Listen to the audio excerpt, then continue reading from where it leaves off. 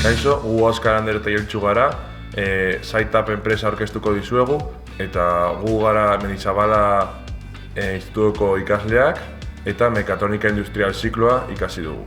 Saitap industria arlorako eta enpresen mantentze lanak egiteko erabiltzen diren betaurreko adimenduak garatzen dituen enpresa bat da.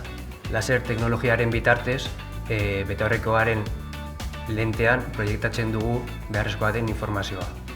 Adibidez, mantentze lanak egiteko behar diren pausuak edo segurtasun agiri garrantzitsuak.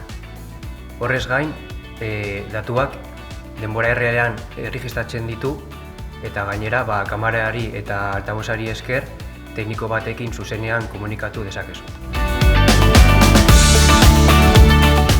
Gainera, segurtasun arloan oso garrantzitsua da betaurrekoak eramatea. Eta jende asko betaurrekoak osastuna direlako eta egunean zehar molestatzen dietelako ez dute eramaten.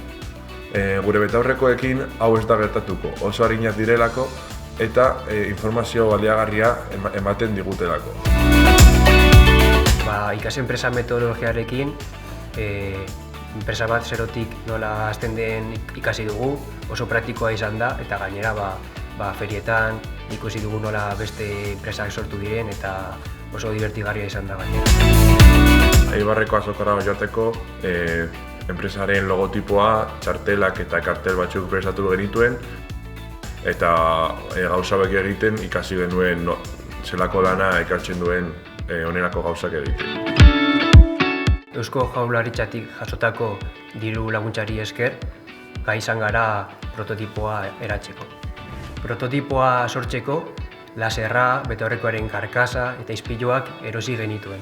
Eta horrekin guztia, Eibarren azokara eraman genuen. Eskerrak eman nahi diogu Joneri, gure irakaslea izan dena eta laguntza asko eman digu ideia hau sortzen. Eskerrak ere bai, Mendizabala zentroari laguntzagatik eta ikas-enpresatik jasotako sariarengatik.